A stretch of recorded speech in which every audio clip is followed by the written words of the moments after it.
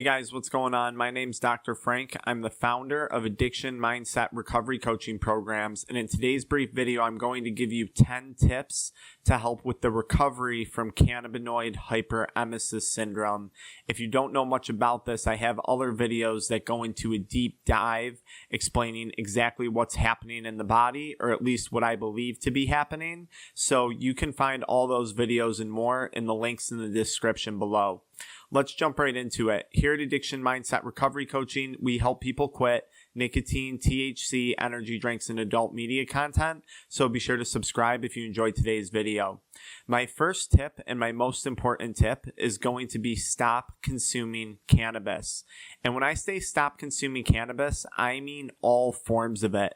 Delta 9, Delta 10, Delta 8, THC acetate, and even CBD products, which I'm going to talk more about. You have to stop.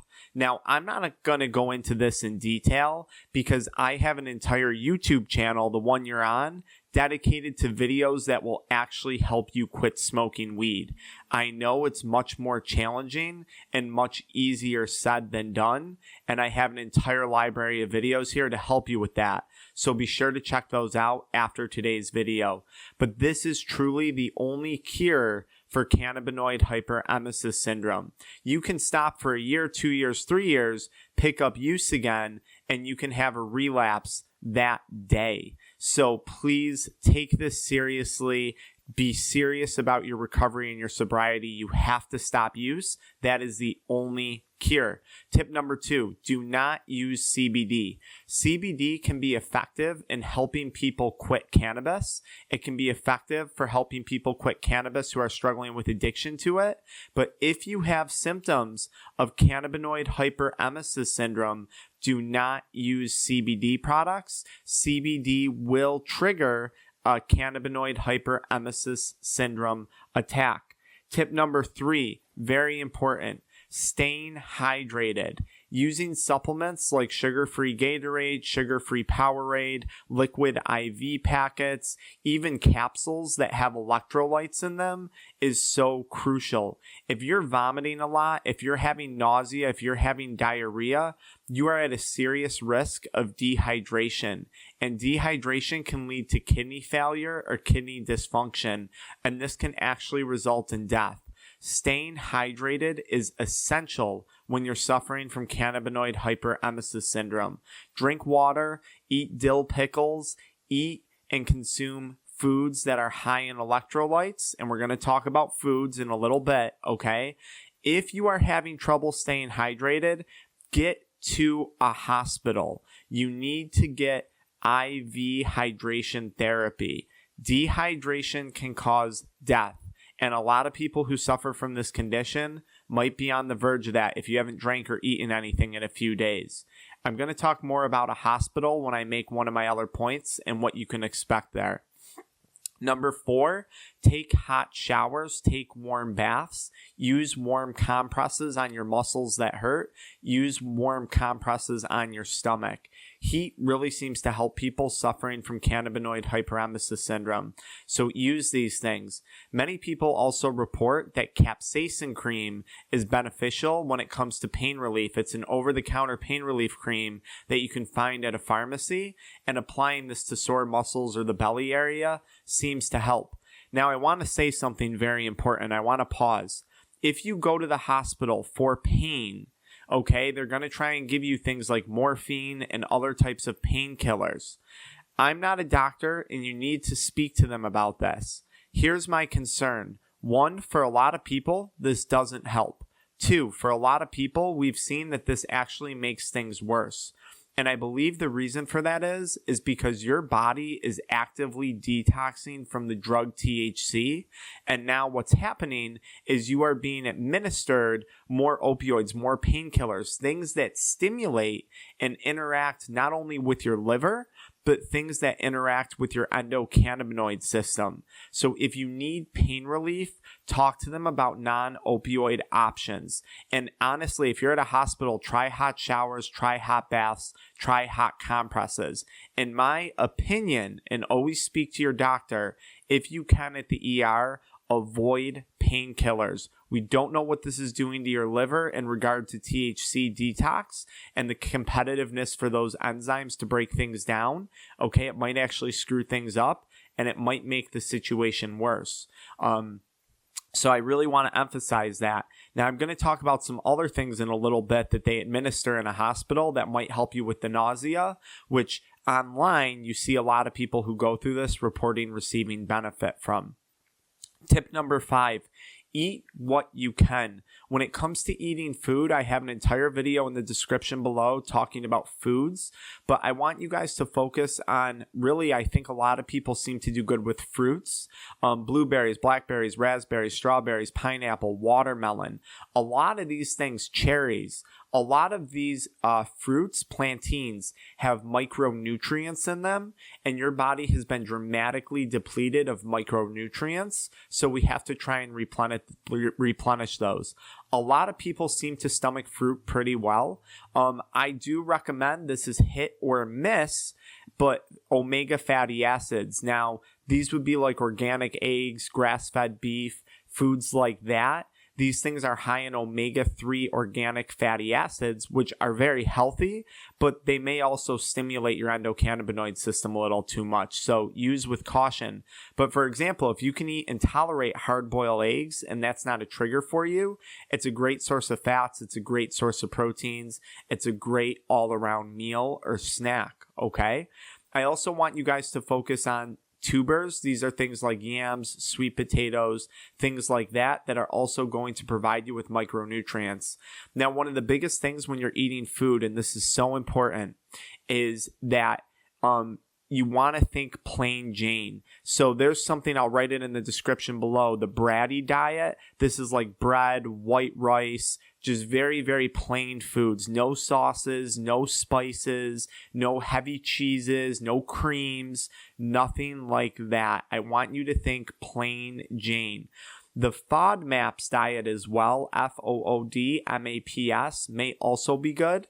This involves avoiding foods that are very high in oligosaccharides, which are these starches that are hard for your body to break down, often found in a lot of vegetables. A lot of people, when they have CHS, can't tolerate high amounts of vegetables. It just makes them sick. And there's 2 diets that might help you guys out. My other tip on eating, and this is so crucial, is that you have to try and eat. And I'm going to explain why. Sometimes people will quit smoking weed because they have CHS, and they'll wind up not eating any food, and their body's going to start to break down fat. And when your body breaks down fat, it releases THC. And this is enough, I think, to trigger another attack. So this is where we see people who might be a month out still getting attacks even though they have been sober from weed, because I believe their body's breaking down fat because they're starving themselves, or maybe they're over-exercising, something like that. So please make sure you eat when you can. Even if it's only 1 meal a day, try and make the most out of that meal, okay? Exercise. Okay, tip number 6, exercise.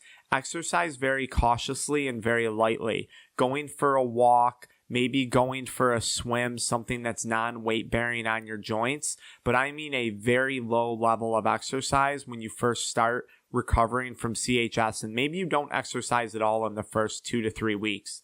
Exercise does break down fat. Exercise does break down your muscles initially. It creates tearing and inflammation. Okay, so heavy exercise, I think, is going to be a huge source of stress on your body. And we know that stress, physical and emotional, also triggers, CHS attacks. So I need you to keep your exercise to a minimum. Now, on that note, light exercise has been shown to help in the recovery of a person's endocannabinoid system. So keep the exercise to a minimum, keep it light, okay? Tip number 7, avoid triggers like booze, caffeine, especially coffee because it's acidic, okay? Avoid peppers, avoid things that are acidic and that are going to upset your stomach. Alcohol and caffeine, especially in the form of coffee or energy drinks, seem to be massive triggers for people, okay? I'm 3+ years recovered now, and I still can't really tolerate alcohol. I don't even touch caffeine because it makes me feel so messed up. The numbness and tingling in my hands and a bunch of other weird symptoms, brain fog, dizziness, vertigo. I don't touch caffeine anymore. I don't know if that was related to some other problem I had or CHS, but avoid food triggers, okay? Booze, caffeine, and peppers seem to be some of the major ones, especially early on in your recovery. Okay, tip number 8, stress. Chances are you're under a lot of stress right now, both emotional and physical stress, and you need to start to manage that. And that kind of rolls into tip number 9. Stress is a major trigger, and one of the best ways to manage stress, in my professional opinion, when you are suffering from cannabinoid hyperemesis syndrome, is not through more medication and more drugs. It's through talk therapy and support. I put a link below to 2 support groups on Facebook that are free for cannabinoid hyperemesis syndrome, okay? Talk therapy, joining a group like Marijuana Anonymous for those of you who need help quitting. That's kind of a 12-step program for quitting cannabis. You need support, okay? And I'm going to throw in a bonus tip here. A lot of people who suffer from cannabinoid hyperemesis syndrome have been consuming black market THC products. And one of the complications that we're seeing, we have CHS, we have cannabis addiction, and then we also have psychosis and depersonalization type symptoms occurring in this individual. Talk therapy and knowing that you're not insane, that you're not losing your mind, is one of the most crucial things you can do for recovering from cannabinoid hyperemesis syndrome.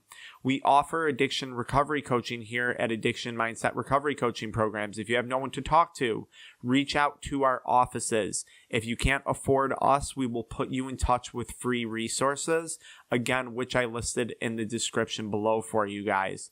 But knowing that you're not crazy is so crucial. So many people go to the hospital with this. The doctors don't know what to do. They treat the person like crap. They treat them like an addict that's just washed up and can't control it, and it's just weed. And honestly, I think it's disgusting, and I think we need to have more of a voice around this syndrome, and we need to have more of a voice regarding cannabis addiction. And that's what I'm hoping this channel is going to do for you guys. It's disgusting what I'm seeing happen. We need protocols for this. We need studies on this ASAP. We need this. If we're going to legalize, let's do it responsibly. I'm all for legalization. Where's the politicians talking about this? I'm on a soapbox. Tip number 10, okay? When you go to the hospital, they're going to look into giving you different types of medications. And I think some of the most effective ones that we have seen from reading through literature and client testimonials are the anti-nausea ones like Zofran and other things like that. Even something as simple as Pepto-Bismol and Aleve might help, okay? Tylenol, a pain reliever, might help, okay? Before you guys jump on the heavy medications, first maybe work on the nausea. Start with hot showers and hot baths and hot compresses at the hospital, okay? Start with those things. Now, I have bonus tips for you guys, so please hang in there for these tips. They're so important. When you go to the hospital, in my offices, we handle cannabinoid hyperemesis syndrome like we do autoimmune disease. I truly believe this is an autoimmune condition that attacks everywhere in your body, your gut, your brain, your muscles, your joints. This is an autoimmune disease, in my opinion, okay? On top of the disease of addiction and psychosis. Now, they're going to run blood work, and there's a good chance they're going to see a high white blood cell count. This could be due to infection, your body fighting off pesticides or funguses or molds that were found on the cannabis. This could be due to a heavy metal toxicity that your body's going through. So I'm going to recommend a few things. Or this could just be from a ramped up autoimmune system.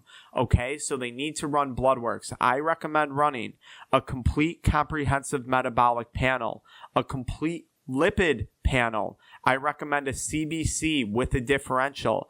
I recommend running an ANA with a differential. That's a screen for autoimmune disease.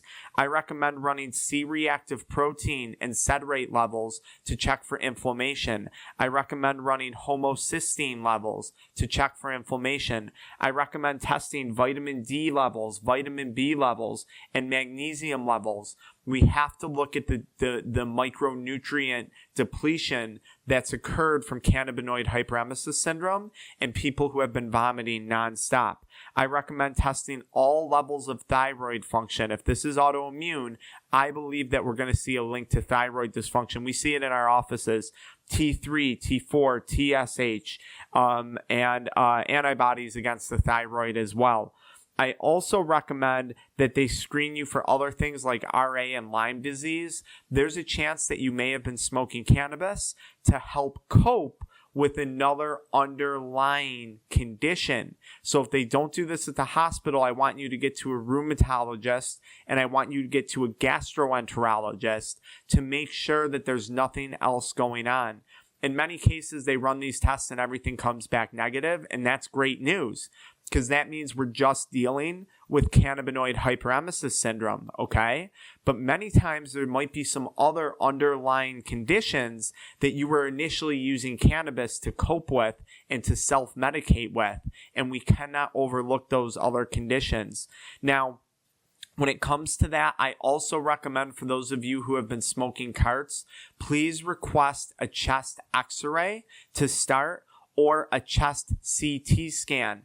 I'm very nervous that a lot of people going into the hospital with this stuff actually are presenting with low levels of lipoid pneumonia, okay? And their body's actually fighting a bacterial type pneumonia infection induced by the carts, okay? When we saw the deaths that were caused from the black market THC cartridges, that resulted from pneumonia. When we see deaths caused from cannabinoid hyperemesis syndrome, that results from kidney failure and stuff like that. So please request chest x-rays, request chest imaging. You might be in need of an antibiotic because your body might actually also be fighting off a co-infection that's occurred. You may need an antifungal if they can screen you for fungus and mold toxicity as well.